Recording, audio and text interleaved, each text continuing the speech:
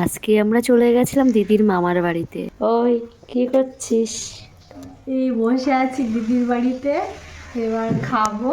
ওরা স্নান করতে গেছে, স্নান করে আসুক, তারপরে আমি আমার প্রথম আইবুড়ো ভাত আজকে মামার বাড়িতে খেতে যাব। দেখতে থাকো।